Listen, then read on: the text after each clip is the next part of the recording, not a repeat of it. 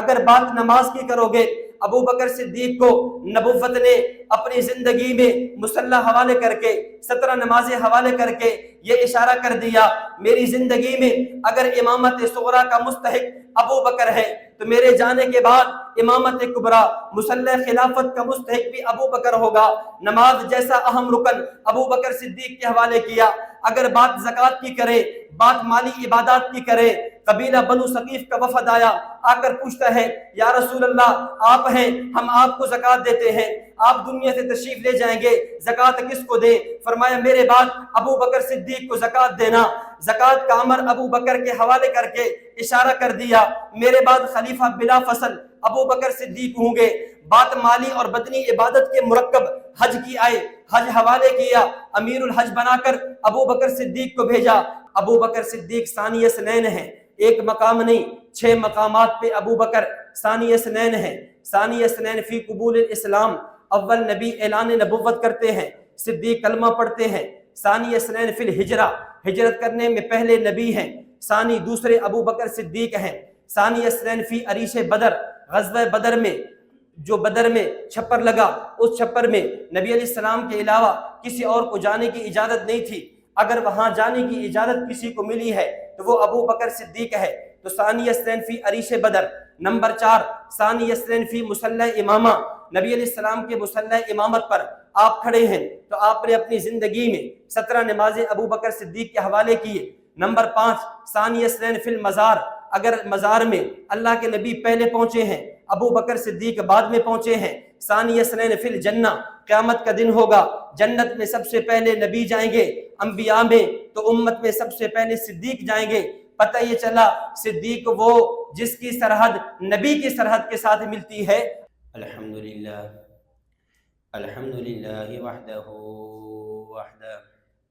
والصلاة والسلام على من لا نبی بعدہ ولا رسول بعدہ ولا معصوم بعدہ ولا رسالة بعد رسالته ولا نبوة بعد نبوته ولا أمة بعد أمته سید الخلائق والبشر محمد رسول اللہ والذین معه صدیقا فاروقا غنیا علیا حسنا حسینا صلی اللہ تعالی علیہ وعلی آلہ وأصحابہ وأزواجه وعترته وأصهاره وأولاده أجمعين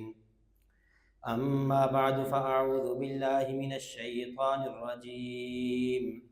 بسم الله الرحمن الرحيم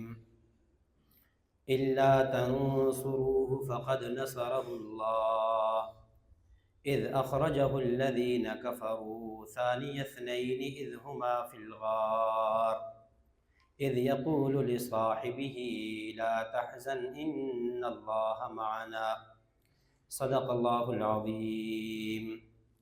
اللهم صل على محمد وعلى آل محمد كما صليت على إبراهيم وعلى آل إبراهيم إنك حميد مجيد اللهم بارك على محمد وعلى آل محمد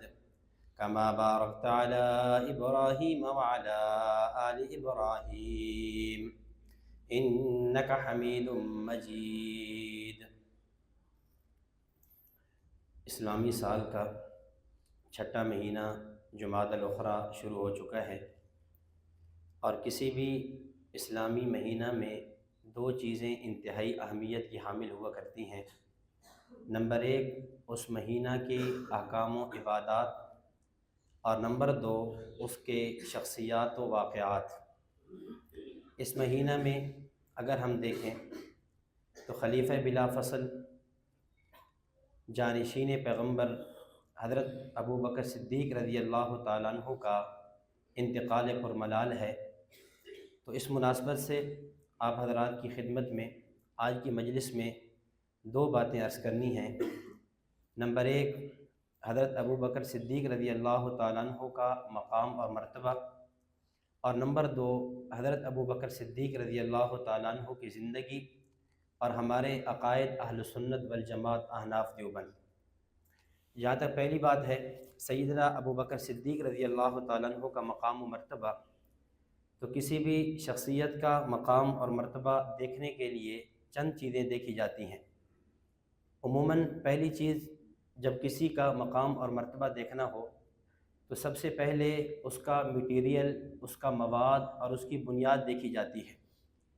جس چیز کا میٹیریل اور مواد جتنا عمدہ اور اعلیٰ ہوگا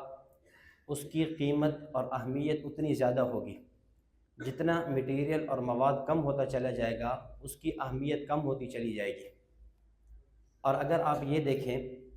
کہ اللہ رب العزت نے کس کو کہاں سے بنایا ہے، یہ دیکھنا ہو تو اس آدمی کا جائے مدفن دیکھا جاتا ہے۔ جس آدمی کا جو جائے مدفن ہے وہی اس کی جائے ولادت ہوا کرتی ہے۔ اس پر روایت حضرت عبداللہ بن عمر رضی اللہ تعالیٰ عنہما فرماتے ہیں کہ ان حبشیًا دفن بالمدینہ، ایک حبشی صحابی حبشہ سے چلے، مدینہ طیبہ میں ان کا انتقال ہوا، اور نبی اکرم صلی اللہ علیہ وسلم نے جب ان کو مدینہ میں دفن کیا گیا تو آپ نے فرمایا کہ دفن بالطینۃ التی خلق منہا، اس صحابی کو اسی جگہ میں، اسی سرزمین میں دفن کیا گیا جس میں ان کو پیدا کیا گیا تھا۔ یعنی اگر آپ یہ دیکھیں کہ اللہ نے کسی آدمی کو بنایا ہے تو اس کا بنیادی عنصر، بنیادی مٹی کہاں سے اٹھائی ہے، تو آپ اس کی قبر دیکھیں، اس کا جائے مدفن دیکھیں۔ مثال کے طور پہ ہمارے 87 مرکز سرگودا کے اس قبرستان میں مدفون جو آدمی ہے، اس کا معنی یہ ہے یہ جہاں کہیں کا بھی تھا، اگر اس کی تدفین یہاں ہوئی ہے تو مطلب یہ ہے اس کی بنیادی مٹی بھی یہاں سے اٹھائی گئی تھی۔ اگر آپ کو جنت البقیع میں زبدۃ المحدثین علامہ خلیل احمد سہارنپوری صاحب رحمۃ اللہ علیہ، شیخ الحدیث مولانا محمد زکریا کاندھلوی رحمۃ اللہ علیہ، حضرت علامہ بدر عالم میرٹھی رحمۃ اللہ علیہ کی قبور نظر آتی ہیں تو اس کا معنی یہ ہے یہ وہ اکابر دیوبند ہیں جن کی بنیادی مٹی بھی یہیں جنت البقیع مدینہ کے قبرستان سے اٹھائی گئی تھی۔ تو اب اگر یہ دیکھنا ہو کہ حضرت ابو بکر صدیق رضی اللہ تعالیٰ عنہ کی بنیاد میں، خمیر میں بنیادی مٹی کون سی ہے،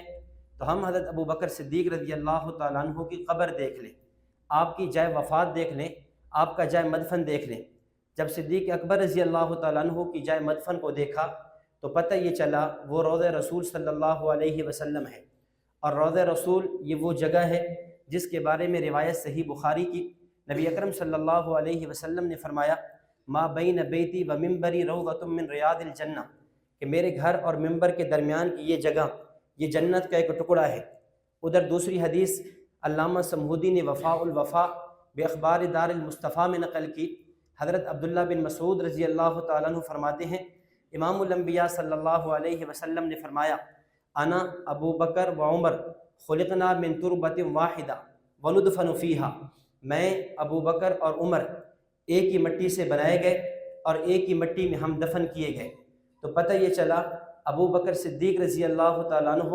وہ شخصیت ہیں جن کی کا بنیادی خمیر وہ نبوت کے خمیر کے قریب قریب سے اٹھایا گیا ہے، جن کی مٹی نبی کی مٹی کے قریب قریب سے اٹھائی گئی ہے۔ یہی وجہ ہے کہ آپ رضی اللہ تعالیٰ عنہ نبی تو نہیں ہیں کہ آپ پر قرآن اترے، لیکن چونکہ آپ کی مٹی نبوت کے مٹی کے قریب قریب سے اٹھائی گئی اس لیے آپ پر قرآن تو نہیں اترا لیکن آپ کے بارے میں قرآن ضرور اترا ہے۔ اور اللہ نے فرمایا اذ یقول لصاحبہ لا تحزن ان اللہ معنا، آپ نبی تو نہیں کہ آپ پر قرآن اترے، لیکن چونکہ مٹی قریب قریب سے اٹھائی گئی اس لیے آپ کے بارے میں قرآن ضرور اترا۔ والذی جاء بالصدق وصدق، آپ نبی تو نہیں کہ آپ پر قرآن اترے، لیکن چونکہ مٹی قریب قریب سے اٹھائی گئی اس لیے فرمایا محمد الرسول اللہ والذین معہ، آپ نبی تو نہیں کہ آپ معصوم ہوں، لیکن ساتھ ہونے کی وجہ سے محفوظ ضرور ہیں، اور محفوظ بھی ایسے قبول اسلام سے پہلے نہ کسی بت کو سجدہ کیا، محفوظ ایسے قبول اسلام سے پہلے نہ ہی شراب پیا ہے، قبول اسلام سے پہلے بھی گناہوں سے اللہ نے آپ کو محفوظ رکھا ہے۔ آپ نبی تو نہیں کہ قیامت والے دن حوض آپ کے ہاتھ میں ہو، لیکن مٹی کے قریب ہونے کی وجہ سے صاحب الحوض ضرور ہیں۔ آپ نبی تو نہیں کہ قیامت والے دن سب سے پہلے آپ جنت میں جائیں، البتہ مٹی قریب ہونے کی وجہ سے اتنا ضرور ہوگا، انبیاء میں سب سے پہلے امام الانبیاء سرور دو عالم صلی اللہ علیہ وسلم وہ جنت میں جائیں گے، تو امتوں میں سب سے پہلے حضرت ابو بکر صدیق رضی اللہ تعالیٰ عنہ جنت میں داخل ہوں گے۔ پتہ یہ چلا آپ کے مقام اور مرتبے کی پہلی اور بنیادی وجہ یہ کہ آپ کا خمیر نبی اکرم صلی اللہ علیہ وسلم کے قریب قریب سے اٹھایا گیا ہے۔ نمبر 2، کسی کا مقام اور مرتبہ دیکھنا ہو تو دیکھا یہ جاتا ہے اس شخصیت کا لقب کیا ہے، کن خدمات کی بنیاد پر، کن کارناموں کی بنیاد پر، کن خصائل و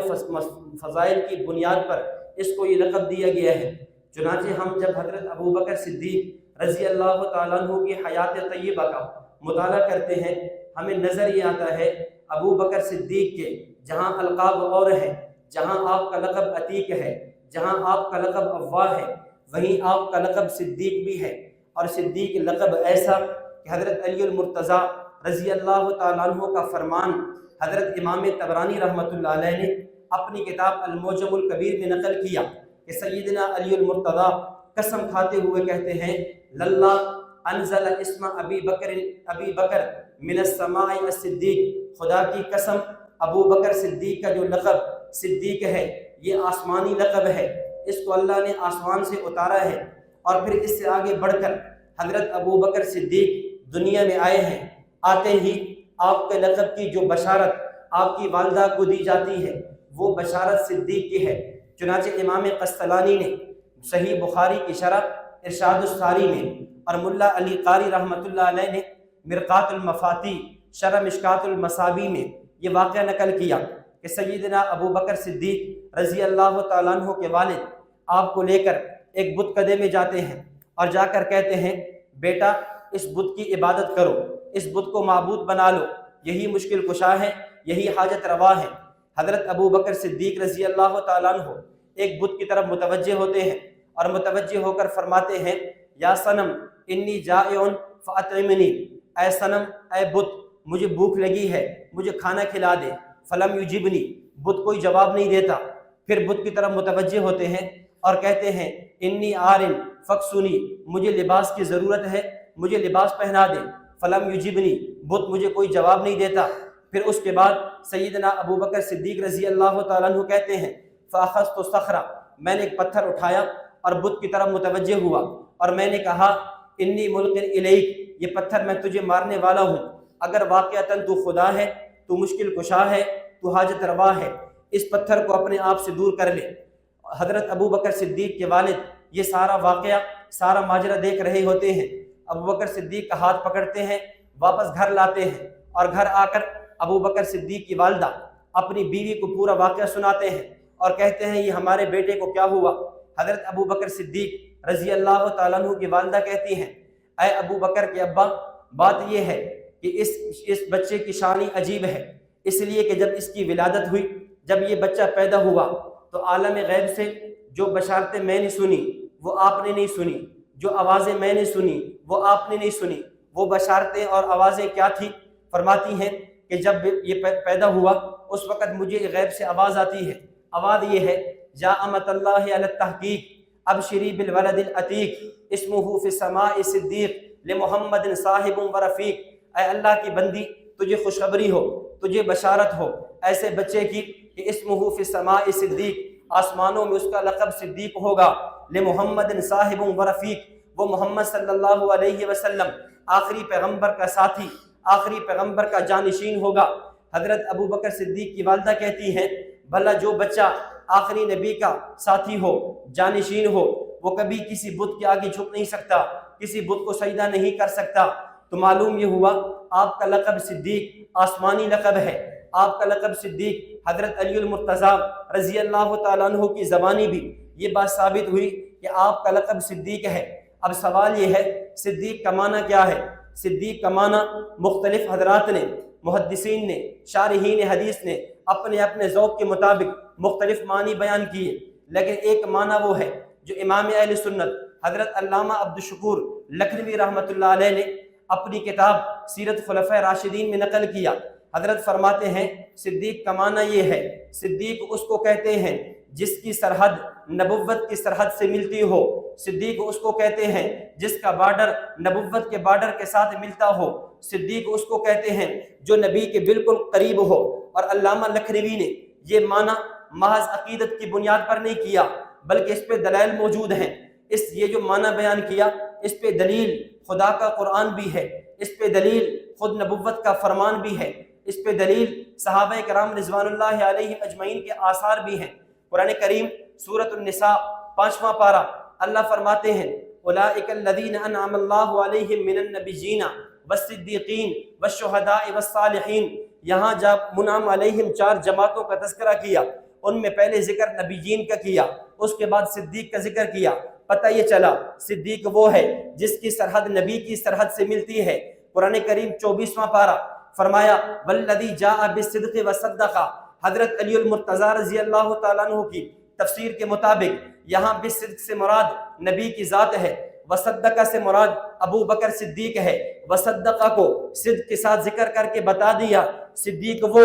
جس کی سرحد نبی کے ساتھ ملتی ہے۔ 26واں پارہ سورۃ الفتح کی آخری آیت محمد الرسول اللہ والذین معہ، محمد الرسول اللہ سے مراد ذات پیغمبر، والذین معہ اس سے مراد ذات ابو بکر صدیق۔ پتہ یہ چلا ابو بکر صدیق وہ جس کی سرحد نبوت کی سرحد سے ملتی ہے۔ 10واں پارہ سورۃ التوبہ ثانی اثنین اذ ہما فی الغار اذ یقول لصاحبہ لا تحزن ان اللہ معنا۔ یہاں اللہ رب العزت نے ابو بکر کو 2 میں دوسرا شمار کیا ہے۔ محدثین نے لکھا ابو بکر صدیق ثانی اثنین ہیں، ایک مقام نہیں 6 مقامات پہ ابو بکر ثانی اثنین ہیں۔ ثانی اثنین فی قبول الاسلام، اول نبی اعلان نبوت کرتے ہیں، صدیق کلمہ پڑھتے ہیں۔ ثانی اثنین فی الہجرہ، ہجرت کرنے میں پہلے نبی ہیں۔ ثانی دوسرے ابو بکر صدیق ہیں۔ ثانی اثنین فی عریش بدر، غزوہ بدر میں جو بدر میں چھپر لگا، اس چھپر میں نبی علیہ السلام کے علاوہ کسی اور کو جانے کی اجازت نہیں تھی، اگر وہاں جانے کی اجازت کسی کو ملی ہے تو وہ ابو بکر صدیق ہے۔ تو ثانی اثنین فی عریش بدر۔ نمبر 4 ثانی اثنین فی مصلی امامہ، نبی علیہ السلام کے مصلی امامت پر آپ کھڑے ہیں تو آپ نے اپنی زندگی میں 17 نمازیں ابو بکر صدیق کے حوالے کیے۔ نمبر 5 ثانی اثنین فی المزار، اگر مزار میں اللہ کے نبی پہلے پہنچے ہیں، ابو بکر صدیق بعد میں پہنچے ہیں۔ ثانی اثنین فی الجنہ، قیامت کا دن ہوگا، جنت میں سب سے پہلے نبی جائیں گے، انبیاء میں تو امت میں سب سے پہلے صدیق جائیں گے۔ پتہ یہ چلا صدیق وہ جس کی سرحد نبی کی سرحد کے ساتھ ملتی ہے، اور اس پر دلائل قرآن کریم سے موجود ہے۔ اور اس پر ابو بکر صدیق وہ جس کی سرحد نبی کے سرحد سے ملتی ہے، اس پر دلائل احادیث بھی موجود، نبوت کے فرامین بھی موجود۔ روایت صحیح مسلم کی، یہی روایت امام ترمذی نے اپنی سنن ترمذی کی 2 جلد میں نقل کی۔ ایک واقعہ کہ ایک صحابی آئے، کہنے لگے یا رسول اللہ میں ایک گائے کو لے کر جا رہا تھا، میں نے اس کے اوپر وزن زیادہ لادا، گائے میری طرف متوجہ ہوئی اور کہنے لگی اے اللہ کے بندے کچھ خدا کا خوف کر، میرے اوپر اتنا وزن لاتا ہے۔ حضرت وہ صحابی کہنے لگے جب انہوں نے واقعہ بیان کیا، اب وہاں ان کے واقعے کی بنیاد یہ تھی، ان کا یہ تعجب تھا کہ بھلا جانور بھی بولا کرتے ہیں۔ نبی علیہ الصلوۃ والسلام متوجہ ہوئے، آپ فرمانے لگے انی آمنت بذاک ابو بکر و عمر، یہ واقعہ کوئی عجیب نہیں ہے، اس واقعے پر میں بھی ایمان لایا، ابو بکر بھی ایمان لایا، عمر بھی ایمان لائے۔ یہاں پر بھی نبوت نے ابو بکر کا تذکرہ اپنے تذکرے کے ساتھ کیا۔ پتہ یہ چلا نبی وہ جس کی سرحد، صدیق وہ جس کی سرحد نبوت کی سرحد کے ساتھ ملتی ہو۔ احد پہاڑ پر موجود، احد پہاڑ حرکت کرنے لگا، آپ نے فرمایا رک جا، تجھے کیا ہوا؟ علیک نبی و صدیق و شہیدان، تیرے اوپر ایک نبی ہے، ایک صدیق ہے، 2 شہید موجود۔ یہاں پر بھی صدیق کی سرحد نبوت کی سرحد کے ساتھ ہے۔ الغرض روایات اٹھاتے چلے جائیں، روایت صحیح بخاری کی، عبداللہ بن عباس فرماتے ہیں امیر المؤمنین عمر بن خطاب کا جنازہ لایا گیا۔ حضرت عمر بن خطاب کا جنازہ ہے، میں پچھلی صفوں میں کسی صف پہ کھڑا ہوں، میں کیا دیکھتا ہوں کہ ایک آنے والا آتا ہے اور میرے کندھے پہ ہاتھ رکھ کے کہتا ہے رحمک اللہ یا عمر، اے عمر اللہ تجھ پر رحم کرے۔ تو اپنے 2 ساتھیوں کے پاس پہنچ گیا اور اس کے بعد کہنے لگے کہ میں نبی علیہ السلام سے سنا کرتا تھا آپ فرمایا کرتے تھے انطلقت ابو بکر و عمر فعلت ابو بکر و عمر ذهبت ابو بکر و عمر۔ اللہ کے نبی سے میں نے یہ جملے کئی بار سنے کہ میں ابو بکر عمر نے یوں کیا، میں ابو بکر عمر یوں چلے، میں ابو بکر عمر قیامت کے دن یوں اٹھے گے۔ تو مجھے یقین یہ ہے آپ بھی اپنے ساتھی اپنے صاحبین نبی اور صدیق کے پاس پہنچ چکے ہوں گے۔ حضرت عبداللہ بن عباس فرماتے ہیں میں نے پیچھے مڑ کر دیکھا یہ جملے کہنے والا کون؟ تو میں نے دیکھا یہ جملے کہنے والا فاتح خیبر شیر خدا سیدنا علی المرتضیٰ رضی اللہ تعالیٰ عنہ ہیں۔ حضرت علی المرتضیٰ جہاں حضرت عمر پہ کی شہادت پہ ان کو خراج تحسین پیش کرتے ہیں، وہیں ابو بکر صدیق رضی اللہ تعالیٰ عنہ کی سرحد کو بھی بتاتے ہیں کہ صدیق کے بارے میں نے نبوت کی زبانی یہ جملے بارہا سنے کہ میں ابو بکر عمر اکٹھے۔ اس سے پتہ یہ چلا صدیق وہ جس کی سرحد نبوت کی سرحد کے ساتھ ملتی ہے۔ پھر اس سے آگے بڑھ کر احادیث المختارہ کے اندر یہ روایت موجود ہے، حضرت علی المرتضیٰ رضی اللہ تعالیٰ عنہ ابو بکر صدیق رضی اللہ تعالیٰ عنہ کے جنازے پر آئے اور آ کر کہنے لگے اشبہہم برسول اللہ صلی اللہ علیہ وسلم ہدیم وسمتم وفضلا، کہ اے ابو بکر آپ نبوت کے مشابہ تھے سیرت میں، اخلاق میں، عادات میں۔ گویا یوں کہا کہ یا اے ابو بکر جب تک نبوت موجود تھی ہم نبی کو دیکھ کر اپنی آنکھوں کو ٹھنڈا کیا کرتے تھے۔ علی فرما رہے ہیں نبی کے جاننے کے بعد اے صدیق ہم آپ کو دیکھ کر اپنی آنکھوں کو ٹھنڈا کیا کرتے تھے۔ تو فرمایا صدیق وہ جس کی سرحد نبوت کی سرحد کے ساتھ ملے۔ آپ کے مقام اور مرتبے کی دوسری وجہ یہ ہے آپ کا لقب صدیق ہے، کسی کا مقام اور مرتبہ دیکھنا ہو، نمبر 3 اس کا منصب دیکھا جاتا ہے، اس کا عہدہ دیکھا جاتا ہے، اور یہ دیکھا جاتا ہے یہ جانشین کس کا ہے، یہ دیکھا جاتا ہے اس کو خلافت کس نے دی ہے، یہ دیکھا جاتا ہے اس پر اعتماد کس نے کیا ہے۔ اگر ہم اس تیسری بات کو دیکھیں ہمیں نظر یہ آتا ہے آپ جانشین پیغمبر ہیں، آپ جانشین رسول اللہ صلی اللہ علیہ وسلم ہیں۔ اگرچہ نبی اکرم صلی اللہ علیہ وسلم نے آپ کی خلافت پر نص بیان نہیں فرمائی، لیکن آپ کی خلافت پر اشارات موجود ہیں۔ حجت الاسلام والمسلمین بانی دارالعلوم دیوبند قاسم العلوم والخیرات صاحب آب حیات حضرت مولانا قاسم نانوتوی نور اللہ مرقدہ اپنی کتاب ہدیت الشیعہ میں لکھتے ہیں حضرت ابو بکر صدیق کی خلافت پر اشارات موجود ہیں۔ فرمایا ان میں سے پہلا اشارہ یہ ہے کہ اللہ رب العزت نے ہمیں جو دین اسلام دیا، اسلام کی بنیاد ارکان خمسہ 5 چیزوں پر ہے، کلمہ، نماز، روزہ، زکوٰۃ اور حج۔ ان میں سے ایک عبادت وہ ہے جسے بدنی کہتے ہیں، نماز، ایک عبادت وہ ہے جسے مالی کہتے ہیں، زکوٰۃ، ایک عبادت وہ ہے جو بدنی اور مالی کا مرکب اسے حج کہتے ہیں۔ فرمایا اٹھاؤ تینوں عبادتیں اٹھا کر دیکھ لو، یہاں صدیق کی خلافت پہ اشارہ نظر آئے گا۔ اگر بات نماز کی کرو گے ابو بکر صدیق کو نبوت نے اپنی زندگی میں مسلح حوالے کر کے 17 نمازیں حوالے کر کے یہ اشارہ کر دیا میری زندگی میں اگر امامت صغریٰ کا مستحق ابو بکر ہے تو میرے جانے کے بعد امامت کبریٰ مسلح خلافت کا مستحق بھی ابو بکر ہوگا۔ نماز جیسا اہم رکن ابو بکر صدیق کے حوالے کیا۔ اگر بات زکوٰۃ کی کرے، بات مالی عبادات کی کرے، قبیلہ بنو ثقیف کا وفد آیا، آ کر پوچھتا ہے یا رسول اللہ آپ ہیں، ہم آپ کو زکوٰۃ دیتے ہیں، آپ دنیا سے تشریف لے جائیں گے، زکوٰۃ کس کو دیں؟ فرمایا میرے بعد ابو بکر صدیق کو زکوٰۃ دینا۔ زکوٰۃ کا امر ابو بکر کے حوالے کر کے اشارہ کر دیا میرے بعد خلیفہ بلا فصل ابو بکر صدیق ہوں گے۔ بات مالی اور بدنی عبادت کے مرکب حج کی آئے، حج حوالے کیا، امیر الحج بنا کر ابو بکر صدیق کو بھیجا۔ پتہ یہ چلا اسلام کے اہم ارکان اللہ کے نبی نے اپنی عمر میں حضرت ابو بکر صدیق کے حوالے کر کے اس بات پر اشارہ کر دیا۔ روایت صحیح بخاری کی حضرت جبیر رضی اللہ تعالیٰ عنہ فرماتے ہیں ان امرأۃ اتت الی النبی صلی اللہ علیہ وسلم، ایک عورت نبی علیہ السلام کے پاس مسئلہ پوچھنے کے لیے آئی، آپ نے فرمایا چلی جا کل آ جانا۔ وہ عورت کہنے لگی یا رسول اللہ میں کل آؤں اور آپ کو موجود نہ پاؤں، شاید آپ دنیا سے رحلت فرما جائیں، پردہ فرما جائیں، پھر میں مسئلہ کس سے پوچھوں؟ آپ علیہ السلام نے فرمایا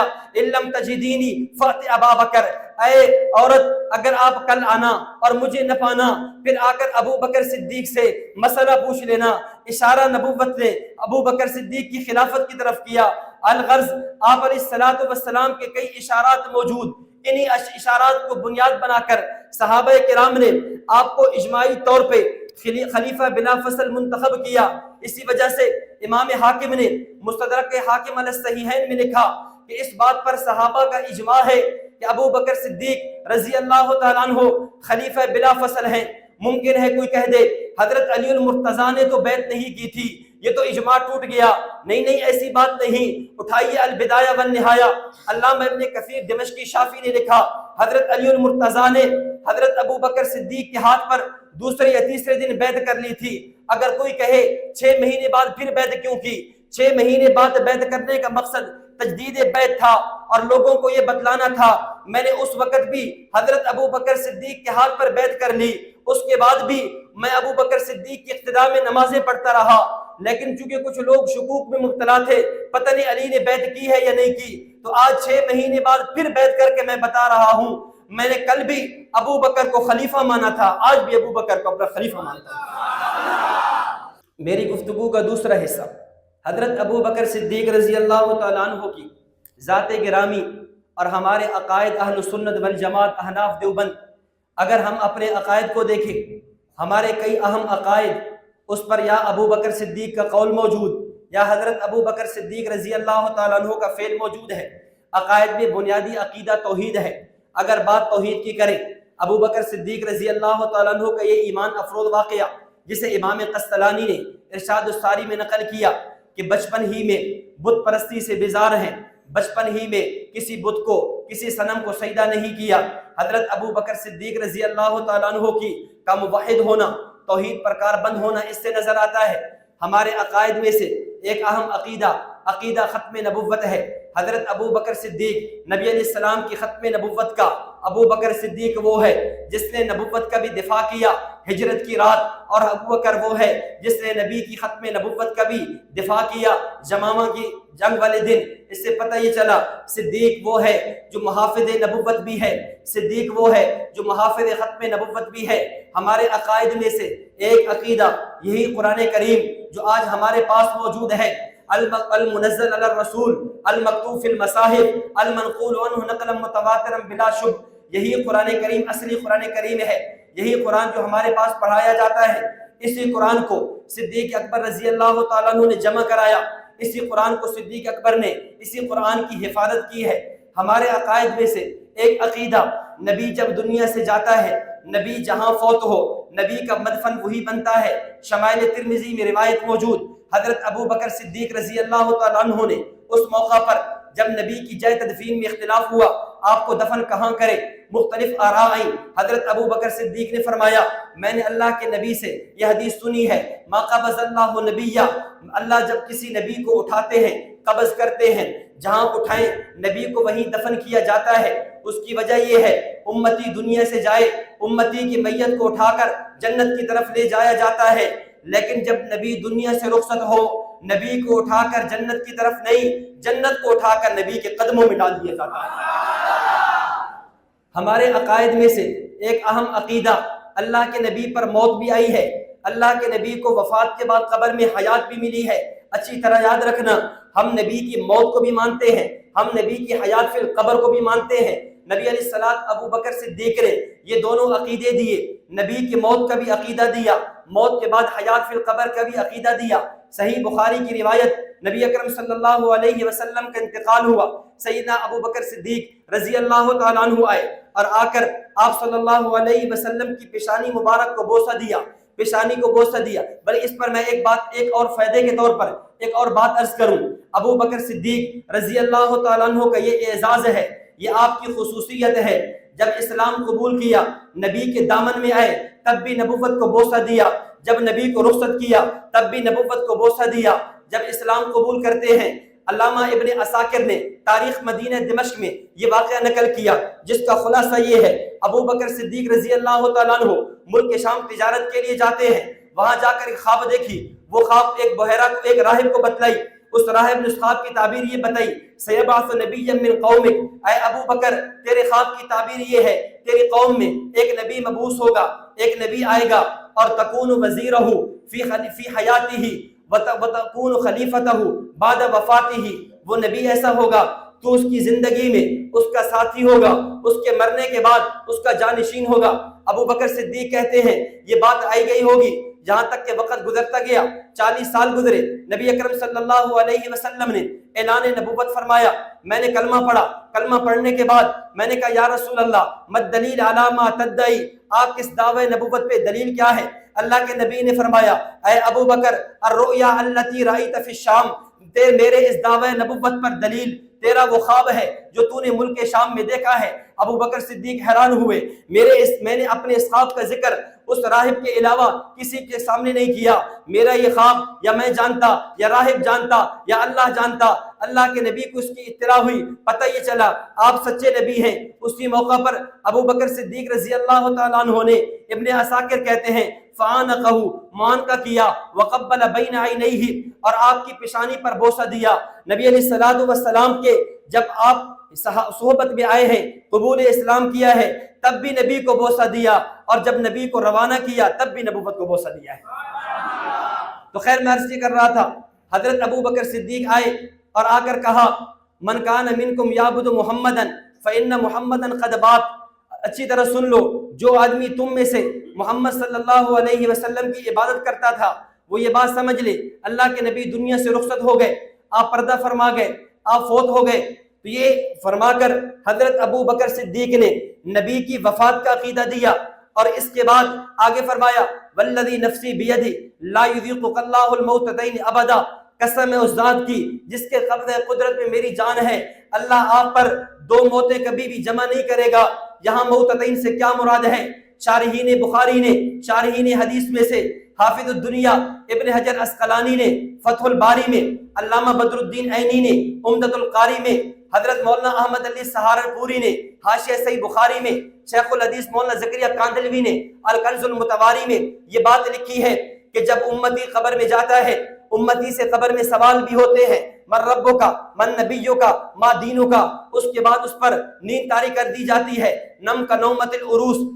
تو یہ اس کے لیے گویا دوسری موت ہوتی ہے۔ لیکن جب نبی قبر میں پہنچتا ہے، نبی سے قبر میں سوال بھی نہیں ہوتے، نبی پر نیند بھی طاری نہیں ہوتی۔ یہی معنی ہے کہ اللہ آپ پر دو موتیں کبھی جمع نہیں کرے گا۔ یا رسول اللہ ایک موت جو آنی تھی وہ آ چکی، دوسری موت آپ پر نہیں آئے گی۔ حضرت ابو بکر صدیق نے ہمیں دو عقیدے دیے، ایک عقیدہ نبی کی وفات کا دیا، ایک عقیدہ وفات کے بعد حیات النبی کا دیا۔ ہم اہل سنت والجماعت، حضرت استاد محترم دامت برکاتہم العالیہ فرمایا کرتے ہیں ہم آیت پوری پڑھتے ہیں، عقیدہ پورا بیان کرتے ہیں، ہم حدیث پوری پڑھتے ہیں، عقیدہ پورا بیان کرتے ہیں۔ اگر خطبہ بخاری پوری پڑھو گے عقیدہ پورا ملے گا، اگر خطبہ بخاری آدھا پڑھو گے عقیدہ آدھا ملے گا۔ ہم نے صحیح بخاری کا خطبہ صدیق اکبر پورا پڑھ کے من کان یعبد محمدن فإن محمدن سے نبی کی وفات کو مانا، یہ عقیدہ ابو بکر صدیق نے دیا۔ اور والذی نفسی بیدی لا یذیقک اللہ الموتتین ابدا سے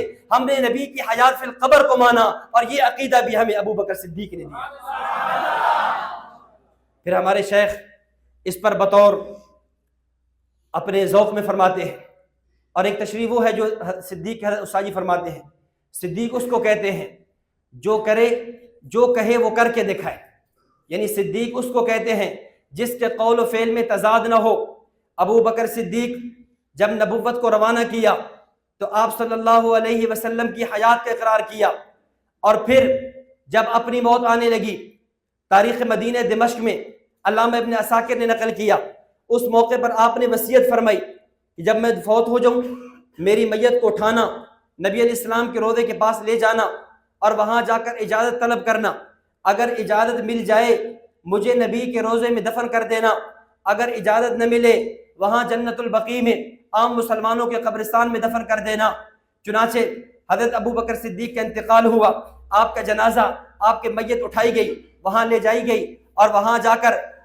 کہا گیا کہ یا رسول اللہ آپ کا دوست دروازے پر ہے، تو قبر سے آواز آئی ادخل الحبیب الی الحبیب، حبیب کو حبیب کے ساتھ ملا دو۔ گویا صدیق وہ جب نبی دنیا سے رخصت ہوئے اپنی زبان سے حیات النبی کا عقیدہ دیا، اور جب خود رخصت ہونے لگے، خود فوت ہونے لگے، اپنی وصیت سے بھی حیات النبی کا عقیدہ دیا۔ اسی طرح ہمارے عقائد میں سے آخری عقیدہ یہ ہے، ایک عقیدہ جو میری اس گفتگو کا آخری عقیدہ ہے وہ یہ ہے کہ نبی علیہ السلام دنیا سے رخصت ہو جائیں اور آپ علیہ الصلوۃ والسلام کی وراثت تقسیم نہیں ہوتی۔ چنانچہ ابو بکر صدیق نے امت کو یہ عقیدہ بھی سمجھایا۔ جب سیدہ فاطمہ الزہرا رضی اللہ تعالیٰ عنہا باغ فتح لینے کے لیے آئی، اس وقت ابو بکر صدیق نے حضرت سیدہ فاطمہ الزہرا کو فرمایا، اے فاطمہ، قسم اس ذات کی جس کے قبضہ قدرت میں میری جان ہے، ان لقرابت رسول اللہ احب الی ان اصل من قرابتی، اللہ کی قسم مجھ ابو بکر کو اپنے خاندان سے زیادہ نبوت کا خاندان محبوب ہے، مجھے اپنی رشتہ داری سے زیادہ نبوت کی رشتہ داری محبوب ہے۔ اس لیے جہاں تک فدق کی بات ہے، وراثت کی بات ہے، آپ کے والد گرامی کی حدیث موجود ہے، نحن معاشر الانبیاء، ہم انبیاء کی جماعت ہیں، ہم دنیا میں آتے ہیں لا نرث، اپنے والدین کے وارث نہیں بنتے، دنیا چھوڑتے ہیں لا نورث، کسی کو وارث بناتے نہیں ہیں، اس لیے آپ کی وراثت، آپ کے والد کی وراثت تقسیم نہیں ہوگی۔ جہاں تک خرچ کرنے کی بات ہے، میں پہلے بھی عمر بھر نبی پر خرچ کرتا رہا، نبی کے جانے کے بعد بھی نبوت کے خاندان پر خرچ کرتا رہوں گا۔ حضرت ابو بکر صدیق نے ایک عقیدہ یہ بھی دیا، نبی کی وراثت تقسیم نہیں ہوتی، اور صرف یہ نہیں، یہ عقیدہ ابو بکر صدیق رضی اللہ تعالیٰ عنہ کا دیا ہوا، بلکہ جب حضرت ابو بکر صدیق کے بعد عمر عثمان کا دور گزرا، سیدنا علی المرتضیٰ رضی اللہ تعالیٰ عنہ کا دور خلافت آیا، آپ نے بھی اپنے بیٹے حسنین کریمین رضی اللہ تعالیٰ عنہما کو فدق میں سے حصہ نہ دے کر اس عقیدے پر مہر لگا دی، اور اس پر مہر لگا کر بتا دیا کہ فدق کے حوالے سے، نبی کی وراثت کے تقسیم نہ کرنے کے حوالے سے جو نظریہ ابو بکر عمر عثمان کا تھا، جو خلفائے ثلاثہ کا تھا، وہ مجھ علی کا ہے، انہوں نے بھی وراثت کو تقسیم نہیں کیا، میں علی بھی وراثت کو تقسیم نہیں کرتا۔ اور پھر ممکن ہے کوئی کہہ دے کہ اہل بیت سے تعلقات اچھے نہیں تھے، اور یہ ہمارا عقیدہ بھی ہے، ہم جہاں صحابہ کو مانتے ہیں، ہم اہل بیت کو بھی مانتے ہیں، صحابہ سے محبت یہ بھی ہمارے ایمان کا جز، اہل بیت سے محبت بھی ہمارے ایمان کا جز۔ حضرت ابو بکر صدیق نے اہل بیت سے محبت کر کے دکھایا کہ میں اہل بیت سے بھی محبت کرتا ہوں۔ اس پر دلائل تو کئی ہیں، اپنی بیوی اسماء بنت امیس کو رضی اللہ تعالیٰ عنہ کو سیدہ فاطمہ کی خدمت میں بھیجا، انہوں نے سیدہ فاطمہ رضی اللہ تعالیٰ عنہ کی خدمت کی۔ آپ کی آخری وصیت نقل کرنے والی اسماء بنت امیس، آپ کو غسل دینے والی، کفن پہنانے والی ابو بکر صدیق رضی اللہ تعالیٰ عنہ کی بیوی ہے۔ اسی طرح حضرت ابو بکر صدیق اور حضرت علی کے تعلقات کا اندازہ اس بات سے لگائیں، حضرت علی المرتضیٰ کوفہ کی مسجد میں خطبہ دے رہے ہیں اور کہہ رہے ہیں، اے لوگوں، میں تمہیں بتاؤں نبی اکرم صلی اللہ علیہ وسلم کے بعد کائنات میں سب سے زیادہ افضل ترین شخصیت کون سی ہے؟ تو آپ نے فرمایا وہ ابو بکر ہیں۔ اس سے پتہ یہ چلا حضرت ابو بکر صدیق کے اہل بیت کے ساتھ، اہل بیت کے ابو بکر صدیق رضی اللہ تعالیٰ عنہ کے ساتھ تعلقات تھے۔ یہ چند عقائد، عقیدہ توحید، اس پہ ابو بکر صدیق کی زندگی، عقیدہ ختم نبوت، اس پہ ابو بکر صدیق رضی اللہ تعالیٰ عنہ کا دفاع ختم نبوت کرنا، عقیدہ حفاظت قرآن، ابو بکر صدیق کا قرآن کو جمع کرنا، نبی جہاں فوت ہو نبی کی وہیں تدفین ہوتی ہے، اس پر ابو بکر صدیق رضی اللہ تعالیٰ عنہ کا فرمان، نبی پر وفات آتی ہے، اس پہ دلیل حضرت ابو بکر صدیق کا قول، نبی علیہ السلام کو قبر میں حیات ملتی ہے، اس پر دلیل موجود، نبی دنیا سے چلا جائے نبی کی وراثت تقسیم نہیں ہوتی، اس پہ دلیل موجود، اور اہل بیت سے محبت ایمان کا حصہ، اس پہ ابو بکر صدیق رضی اللہ تعالیٰ عنہ کا قول اور آپ کے تعلقات موجود ہیں۔ تو حضرت ابو بکر صدیق رضی اللہ تعالیٰ عنہ کی زندگی عقائد میں، عبادات میں، معاملات میں، اخلاقیات اور معاشرت میں ہمارے ایمان کا حصہ ہے، ہماری ذمہ داری ہے ہم حضرت ابو بکر صدیق کی زندگی کو پڑھیں۔ اس پر استاد محترم شیخ طریقت متکلم اسلام مولانا محمد الیاس گھمن صاحب حافظہ اللہ کی اس پر مستقل کتاب موجود ہے، حضرت ابو بکر صدیق رضی اللہ تعالیٰ عنہ، 2 حصے، حیات و خدمات، اعتراضات و جوابات، اس میں حضرت ابو بکر صدیق کی پوری زندگی بھی موجود، اور آپ کی شخصیت پر بعض لوگوں کی طرف سے جو اعتراضات کیے جاتے ہیں ان کے جوابات بھی موجود ہیں۔ اللہ تعالیٰ سے دعا ہے ہمیں صحابہ کرام رضوان اللہ علیہم اجمعین کی محبت اور ان کی اتباع نصیب فرمائے۔ وآخر دعوانا ان الحمد للہ رب العالمین۔